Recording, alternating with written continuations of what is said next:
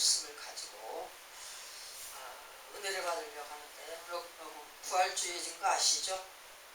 제목이 영생의 부활과 감사 찬미, 영생의 부활과 감사 찬미라고 하는 제목으로 은혜를 받으려고 합니다.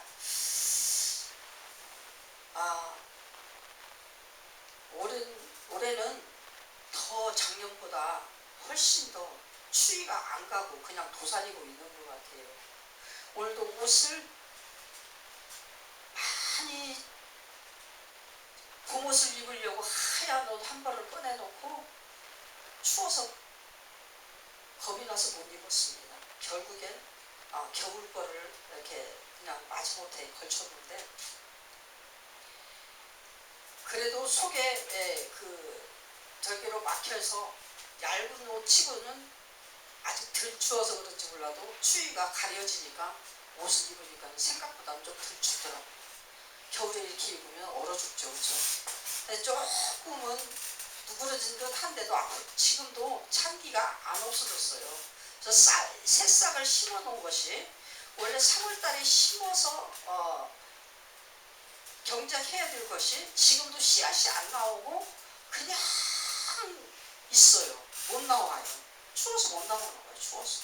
춘지야 되고 비가 자꾸 오니까 더 춥죠. 그래서 새싹들도 그것을 알으니까 웅크리고 속에서 이고 탁 터뜨리고 나오지를 못하는 거야. 우리가 이 예수님께서 우리 성경 본문을 에스겔서 37장 1절 14절 말씀을 먼저 읽었는데, 이 에스겔서 37장 1절 14절 말씀은 하나님께서 사망의 그 덤불에 생명의 호흡을 부여하셔서 생명이 있게 해주겠다고 약속하시는, 예수께서 예수 그리스도 메시아를 보내셔서 죄로 인하여 허물로 인하여 죽음의 무덤을 이룬 그 인생들에게 하나님께서 가까이 당신의 사랑과 생명을 오셔서 살리시고 당신의 자녀를 삼으셔 당신의 나라를 완성하겠다라고 하는 그것이 에스겔서 37장 1절로 14절 말씀의 은혜입니다. 성령의 은총 가운데 마른 뼈가 생기가 돋고 힘줄에 힘이 생겨 일어서서 걷는 군대가 되어지게 하는 것이 하나님의 생명의 역사요 부활의 역사다라고 하는 것입니다. 우리 인생은 하나님의 생명과 호흡으로 창조되어서 너무나 행복하게 잘 살죠. 그랬음에도 불구하고 하나님의 은혜를 잊어버리고 하나님 말씀을 불신하면서 불순종할 때에 결국은 스스로 타락하여 죽음의 문턱을 넘어서 죽음 안에서 허덕이고 허우적거리고 그렇게 있는 그런 불쌍한 존재들, 사망의 존재들이 될 수밖에 없었습니다. 그럼에도 불구하고 하나님께서 그 모든 것들을 연약에 쌓인 그 물질계에 불쌍히 여김과 치근히 여김을 하나님께서 마다하지 아니하시고 그것을 베푸셔서 인생들에게 다시 한번 회개의 기회를 주시는 게 메시아 그리스도 예수를 통하여서 십자가의 모든 구속의 의를 이루게 하시고 그것을 믿는 믿음 안에 의롭다 하여 의로운 가지들이 정말 생겨서 열매 맺고 하나님의 나라가 되게 하는 은총으로 역사하셨다라고 하나님께서 말씀하십니다. 그래서 그분이 오셔서 임마누엘 하시고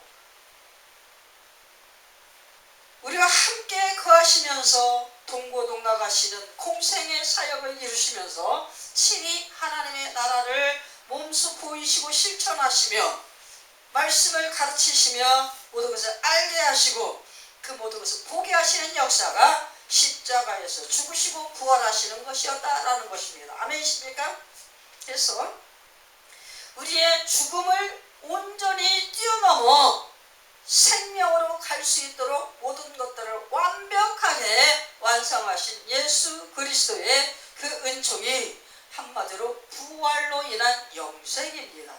우리에게 예수 그리스도의 십자가 죽음만이 우리에게 은혜가 아니라 이 죽음을 넘어서서 부활하셔가지고 하나님의 우편에 좌정하셨을 때 완전한 완성이 되어져 우리에게는 영생이 되게 되었다라고 성경에서는 말씀을 하십니다. 그리고 거기까지 완벽하게 믿음이 가야 되고 그 지식이 완벽하게 채워져야 우리는 완전한 하나님께서 우리에게 요구하시는 지적 인격을 충만히 채운 자다라고 얘기할 수가 있다라는 것을 우리가 성경을 보면서 알게 되는 것이죠. 예수 그리스도의 이 부활을 우리가 성경적으로 볼 때에 헬라어로 아나스타시스, 에게르시스, 엑사나스타시스라고 하는 그 헬라어 용어로서 표현되어지는데 이것을 뭡니까? 이 부활은 우리가 성경적으로 볼 때 뭡니까? 종말, 하나님의 종말의 때 이 지구가, 우주가 하나님의 그 종말의 때에 임하면 전 역사 기간 동안 하나님께서 의롭다고 여기신 의로운 자, 이 의로운 자는 정말 예수 그리스도를 믿는 믿음 안에서 하나님의 의를 이룬 자들입니다. 그들의 영생을 향한 다시 살아남, 이것을 갖다가 부활이다라고 성경에서 얘기한다는 거죠.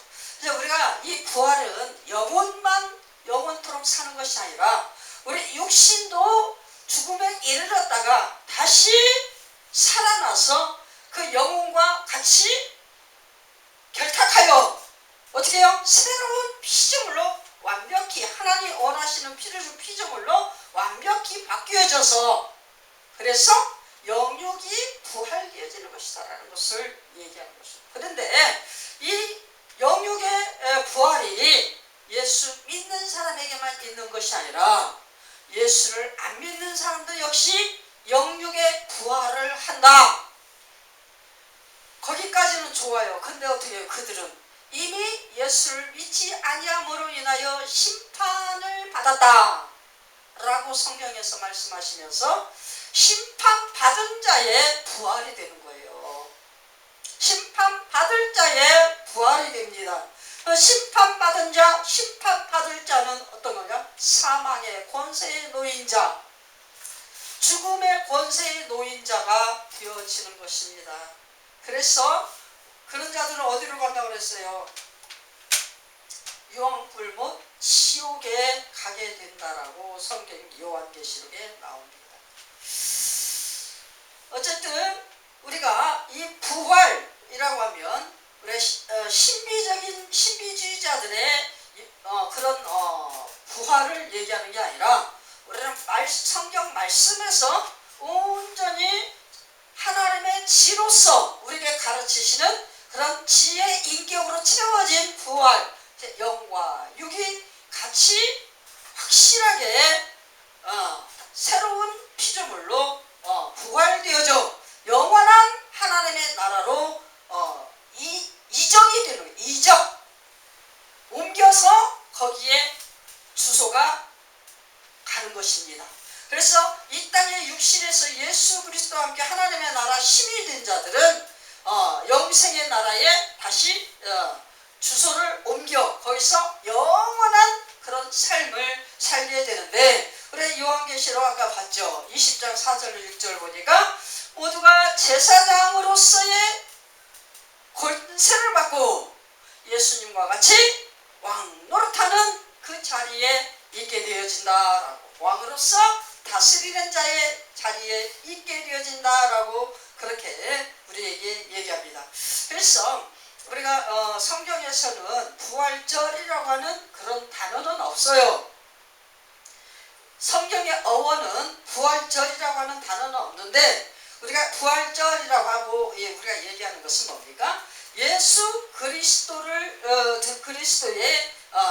부활을 기념하는 절기다라고 해서 부활절이라고 표현을 하는 것입니다.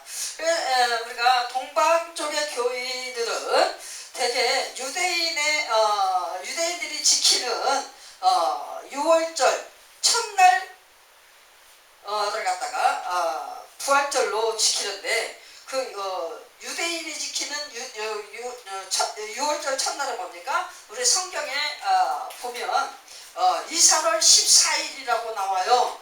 이산월 계속 나오는데 그 이산월이 그 동방의 쪽에 그런 교회 쪽에서는 부활절 6월절을 부활절로 그렇게 지킨다라고 합니다. 서방교회는 뭐냐? 서방 쪽 교회는 복음서대로 우리가 성경 보면 사복음서에서 나오는 예수님 안식 후 첫날 우리 성경을 맨 마지막 장을 보면 사복음서의 맨 마지막 장을 보면 계속 뭔가 안식 후 첫날 예수님의 살아나심을 갖다가 표현하는데 안식 후 첫날이라고 합니다. 이 날이 일요일이에요. 일요일을 갖다가 어떻게 해요? 부활한 그날 예수님이 살아나셔서 부활하셨다 해서 그날을 부활주일로 지킵니다. 그래서 오늘 거의 마태복음 28장 1절의 그 배경을 가지고 그렇게 하는 건데 우리가 보죠.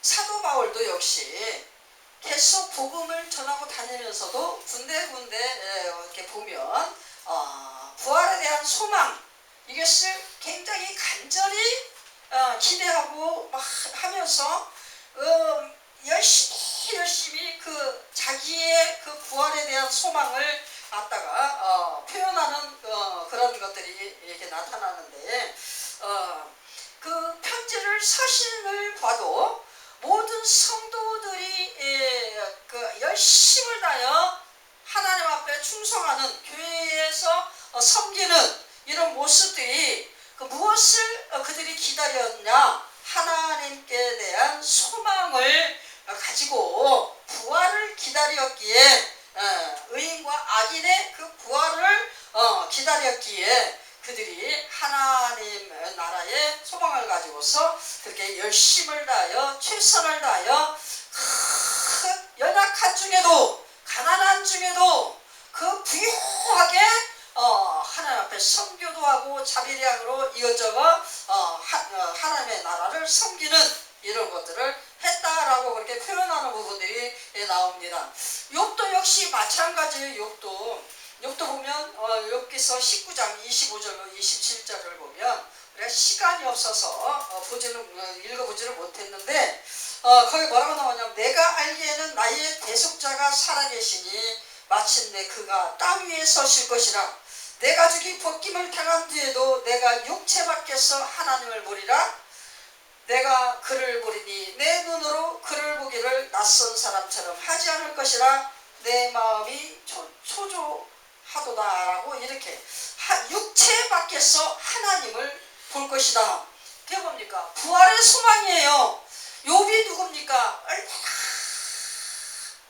의인이면서 자기는 당하지 않아도 되는 그 고난을 당할 때에 그런 모든 것들을 하나님의 나라에 대한 소망으로 하나님 앞에서 하나님의 의로 서게 될 그날을 바라보면서 부활의 그 소망을 가지고 계속적으로 그렇게 하는 그 부분을 우리가 볼 수가 있습니다.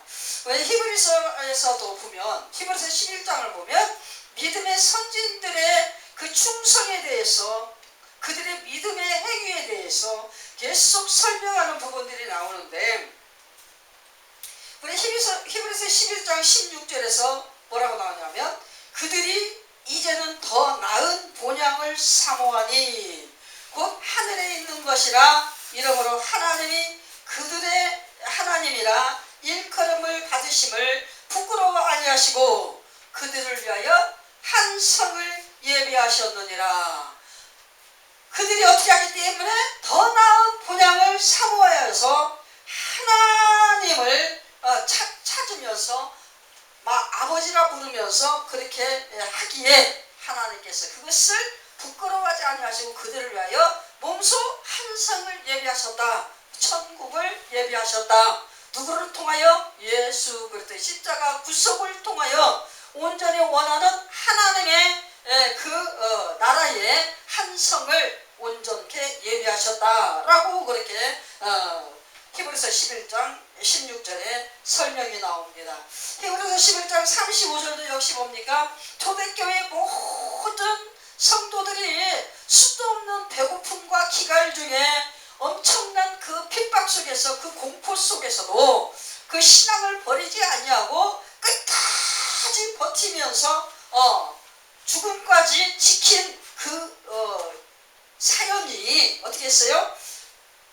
부활을 갖다가 믿기에 그 부활에 참여하기 원하는 뜨거운 신앙으로 더 좋은 부활을 얻기 위하여 어떤 고문과 고통과 압박이 올지라도 그것을 다 견디면서 구차히 그 힘든 경지를 벗어나기를 면하기를 원치 아니하고 그것을 끌려가는 도수장의 암소처럼 죽음을 알면서도 묵묵히 기뻐하면서 그 화영장으로 사형장으로 끌려가고 십자가에 거꾸로 매달려서 죽을 수가 있었다라고 그렇게 설명이 나옵니다. 그래 뭐죠? 영생의 부활이 있기에 우리는 너무너무 기쁘고 감사하고 아주 보람이 있는 거예요. 아멘이십니까? 우리 예수 믿고 하나님의 자녀 되는 인생은 보람이 있는 인생이에요. 보람의 결실을 우리는 알기 때문에 그 보람 있는 결실을 위하여 어떠한 어려움과 조금의 손해가 있고 어느 정도의 정말 핍박이 있고 자존감을 떨어뜨리는 그런 조롱과 야유가 있을지라도 우리에게 앞으로 결실되어질 영생의 부활을 바라봄으로 인하여서 그것을 기꺼이 참고 신앙생활을 열심히 꿋꿋이 굳건하게 해나갈 수가 있다라고 그렇게 얘기할 수가 있는 것입니다.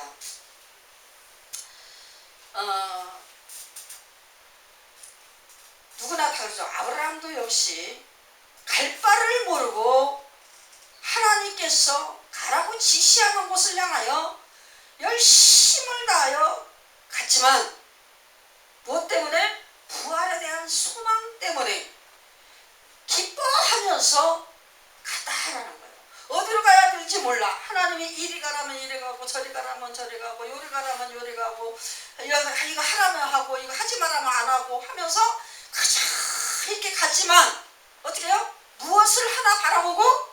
부활에 대한 소망 이것을 바라보고 세상에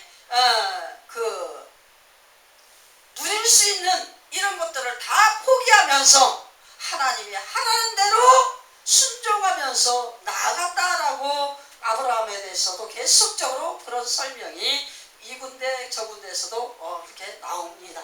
우리가 신앙의 행군을 보면 엘리사도 엘리야도 그치요. 열심을 다하여 배가 고파 열심을 다하여 배를 줄일지라도 그 모든 삶이 하나님의 나라 예수 생명으로 부활의 나라에 들어가는 그 영광을 보기에 그들이 모두가 그런 것을 다 견디면서 기뻐하며 하나님의 상한처럼 충성하고 나아갈 수가 있었다. 우리 다윗도 역시 그렇게 되는 거죠. 다윗도 얼마나 다윗이 왕은 되었지만 그 결승점이 왕이어요. 그렇기 때문에 굉장히 화려하고 행복한 삶이다라고 생각할 수 있을 겁니다. 그렇지만 이 다윗이 왕이 된 이 그 꿀인정까지 다윗은 행복한 날이 하나도 없었어요. 육신적으로 행복한 그런 삶을 누린 적이 없어요. 다윗은 처음부터 끝까지 누구에게 붙들려? 하나님의 영에 붙들려 하나님의 영광을 향하여서 계속적인 그런 신앙의 삶을 걸어온 다윗입니다. 어려서부터 유달리 신앙이 좋아. 그것을 표현이 어떻게 됩니까? 용모가 아름다웠다라고 그렇게 표현이 성경적으로 됩니다. 이 용모가 아름다운 것은 그의 신앙의 면을 갖다 얘기하는 거예요. 영의 모든 모습이 너무 하나님 보시기에 아름답고 너무나 보기가 좋았다는 거예요. 그러므로 인해서 그의 얼굴에서 나타나는 그 하나님의 영광의 광채가 그를 굉장히 아름답고 멋있고 예쁘고 생기 발랄하고 지적으로 아주 지혜롭고 이렇게 보일 수밖에 없게끔 될 수 있었다는 것입니다. 그래서 그거 돼요. 하나님의 영으로 이끌림 받으어서 하나님의 영광을 향하여 하나님이 주신 길을 걸어가는 그 길을 걸었던 거예요. 다윗은요. 자기가 가고자 하는 길을 간 게 아니라 하나님이 보낸 길을 간 거예요. 다윗도 역시 어려서부터. 요셉도 그렇게 했잖아요. 요셉도 역시 뭐를? 부활의 소망을 가지고 그가 어떻게 했습니까? 맨 마지막에 자기 자손들에게 후손들에게 뭘 요구를 했어요? 너희가 이 땅에서 나갈 때 나의 해골을 들고 가나안 땅으로 가서 거기다 갖다 매장해 달라라고 부탁을. 그게 뭡니까? 부활의 소망이에요. 부활의 소망. 부활의 소망. 우리 이 땅은 정처 없는 나그네 여종이야. 이 땅은 언제 어떻게 떠날지 몰라. 그렇지만 어떻게 합니까? 우리가 영원한 그곳은 뭐예요? 하나님께서 내게 주신 그 작정지. 거기는 뭡니까? 변하지 않는 곳, 영원한 곳, 소망이 있는 곳, 그곳에는 영원한 생명이 있는 곳, 영원토록 사는 곳, 축복의 땅, 축복의 성입니다.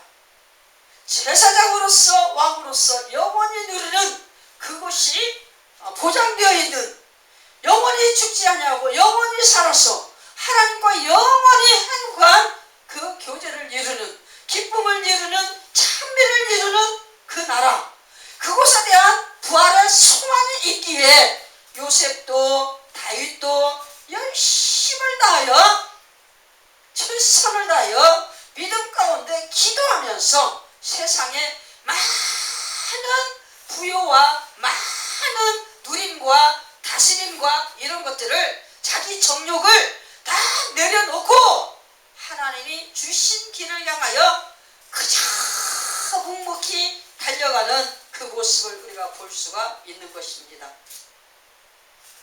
하나님께 사로잡힘 되어서 하나님께서 의롭다 인정하고 정직하다라고 인정하는 그 삶의 길을 걸어간 자들의 삶의 방법을 보면 다 똑같아요. 모든 영화의 자리에 있는 것 같으면서 그 모든 영화를 자기가 누리지 아니하고 다 누구를 향하여? 하나님의 영광을 향하여 땀방울 시력을 쏟으면서 하나님을 찬미하는 일에 다 사용하고, 그러고서 이름도 없이 빛도 없이 하늘로 가는 거예요. 누구도, 모세도 역시 마찬가지였죠. 누구도, 다니엘도 역시 마찬가지입니다. 다니엘도 가서 젊었을 때 왕자의 신분으로서 포로로 끌려가가지고 느부갓네살의 그 왕궁에 들어가고 그 황관으로 그렇게 박사로 이렇게 사용을 되었지만, 그도 역시 하나님의 영광을 위하여 하나님 나라 자녀로서, 하나님 나라 시민으로서 하나님과 하루 3번 기도하면서 하나님의 일을 하기 위한 그 몸부림이 그들 얼마나 막 위태한 때도 많고 죽음의 고비를 수도 없이 넘기고 다른 사람들한테 많은 그런 위험을 당하면서도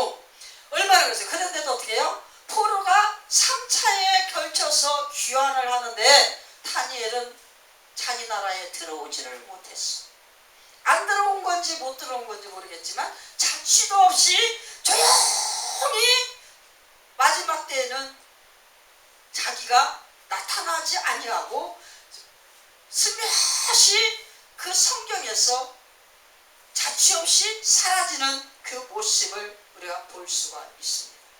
우리는 하나님의 영광을 향하여 드려질 때 우리가 최선을 다해서 아름다운 모습으로 충성하는 모습이 보여지면 그걸로 된 겁니다. 왜 그러죠?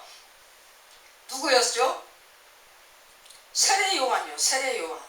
세례 요한도 얼마나 올 때는 별이 반짝반짝 빛나는 것처럼 아주 하나님의 은혜가 충천하게 특별히 어때요? 애를 못 낳는 그런 사람에게 하나님이 애를 낳게 하는 그런 과정을 통해서 엄청난 축복으로 태어난 것 같지만 이 세례 요한도 역시 어떻게 했습니까? 응애야 하고 태어나가지고 계속 신앙생활하면서 자기 사명을 감당하는 그 일을 이루는 동안에 어떻게 했습니까? 광야에 나가서 메뚜기와 석청을 먹으며 그냥 기도로서 자기 영적 무장을 이루고 결국에 한 것이 뭡니까?